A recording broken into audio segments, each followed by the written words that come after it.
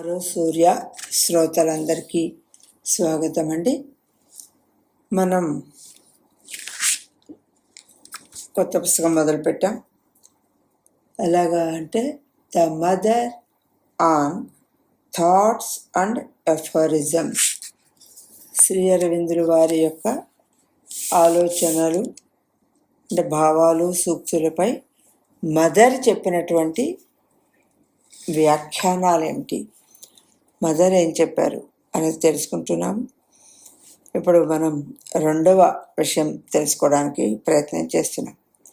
ఒక విశాల శాశ్వత జ్ఞానం నుండి దుముకుతూ వచ్చే ప్రకాశపు సన్నని నదీ ప్రవాహం ప్రేరణ.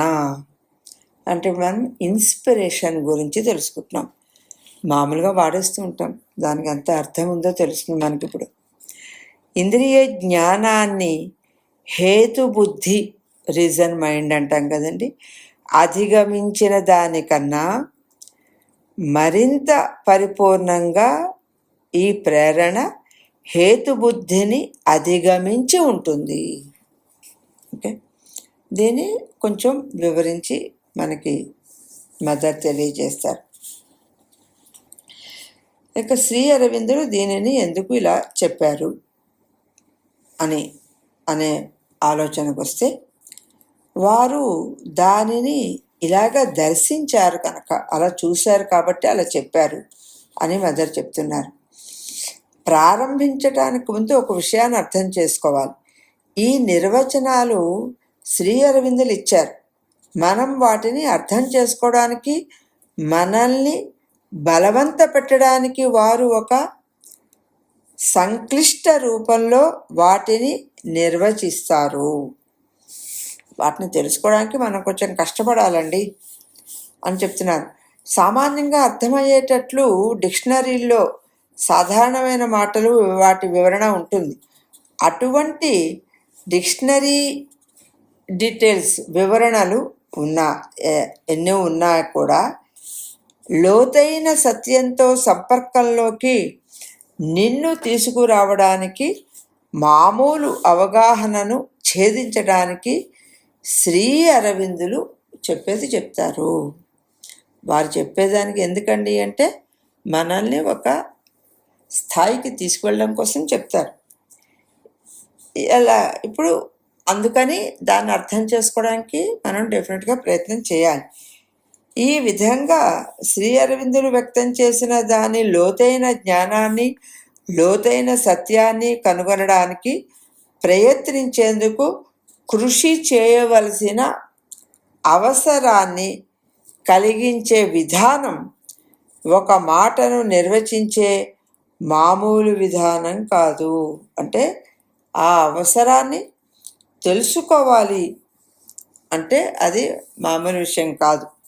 అయితే ఇంతకుముందు మనం శ్రీ అరవిందులు చెప్పింది జ్ఞానము, వివేకము అనే విషయాలు తెలుసుకున్నాం.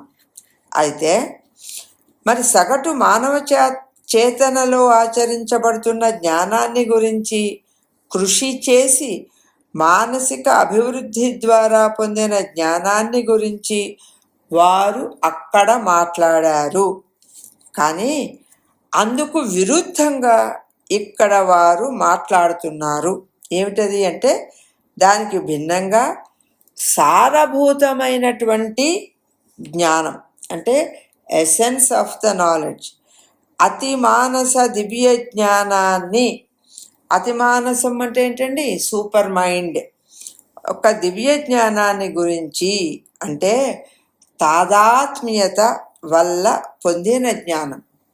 అక్కడ దాకా వెళ్తే మనం అసలు ఒక ట్రాన్స్పరెంట్ స్టేజ్కి వెళ్ళిపోతామండి. ఒక తాదాత్మ్యత పొందిన జ్ఞానాన్ని గురించి. అందుచేతే వారు ఇక్కడ విశాల, శాశ్వత అన్న పదాలు వాడారు.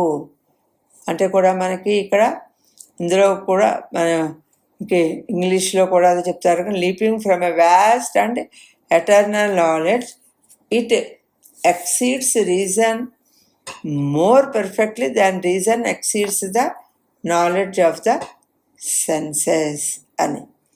అని చెప్తూ ఇక్కడ ఆ 2 పదాలు ఎందుకు వాడారండి? విశాలమైనది, శాశ్వతమైనది అనేటువంటి పదాలు వాడడం ఎందుకు జరిగింది అనేది ఇక్కడ అడుగుతున్నారు. వాస్ట్ అండ్ ఎటర్నల్ నాలెడ్జ్ అనంటే మనం మామూలుగా అర్థం చేసుకునే మానవ జ్ఞానం కాదు అనేదాన్ని అది స్పష్టపరుస్తోంది. దాని యొక్క అందుకని మనం చాలా ప్రశ్నలు చూడాలి.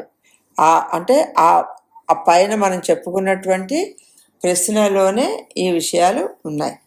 కాబట్టి సరే, మరి ఇంకా సన్నని నది అని ఎందుకన్నారండి అంటే దైవానికి సంబంధించిన అతిమానస జ్ఞానానికి సంబంధించినటువంటి అపరిమేయత ఏదైతే ఉంటుందో అది ఈ ప్రేరణకి మూలం. మనం ప్రేరణ గురించి చెప్పుకుంటున్నామండి, ఇన్స్పిరేషన్.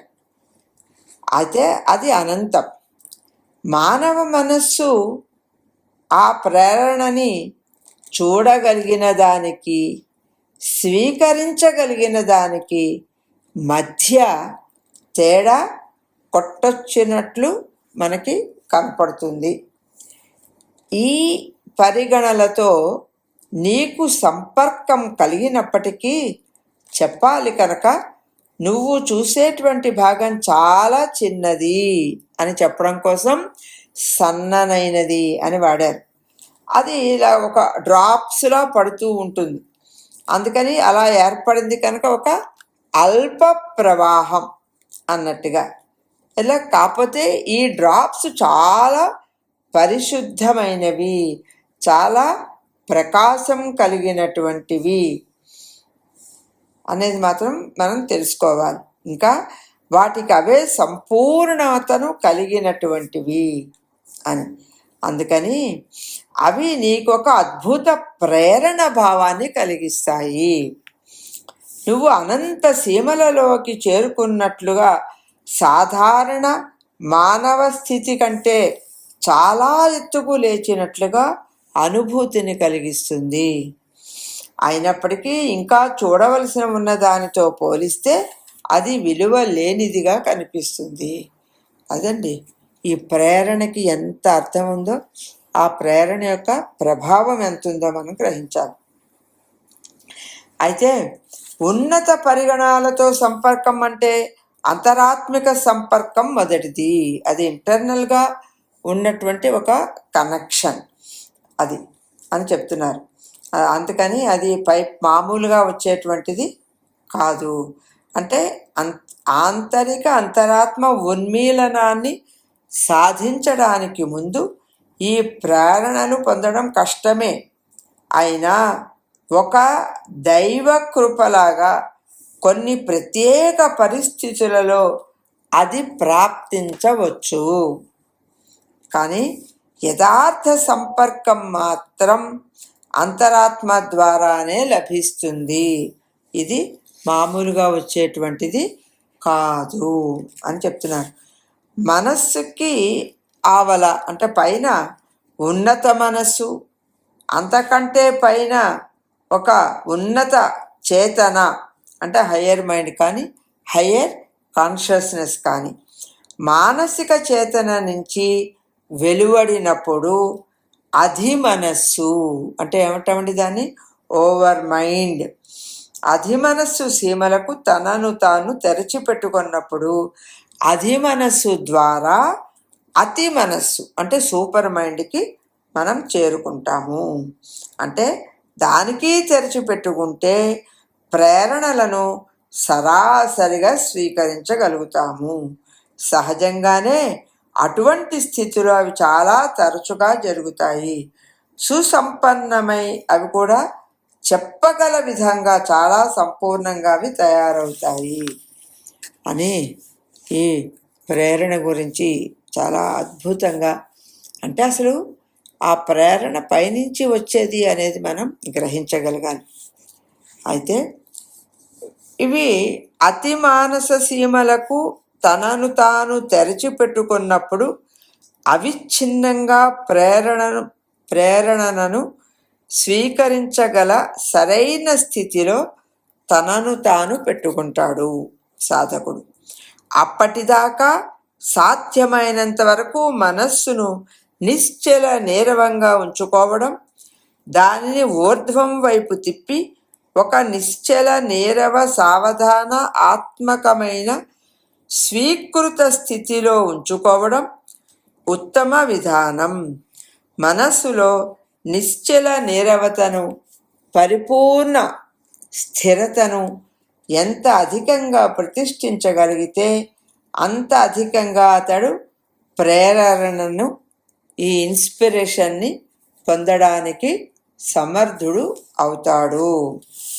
శ్రీ అరవిందుల ఇతర రచనలు అన్నిటి నుండి, ఈ అధ్యయనాల నుండి నువ్వు నిజంగా లాభం పొందాలి అంటే సాధారణ లేక పరిపూర్ణ ఉత్తమ పద్ధతి ఏమిటంటే, నువ్వు అధ్యయనం చేసే దాని మీద నీ చేతనను కలిపి ప్రోగు చేసి, నీ శ్రద్ధను నిలిపి కనీస మానసిక ప్రశాంతతను తప్పక అలవాటు చేసుకోగలుగుతావు.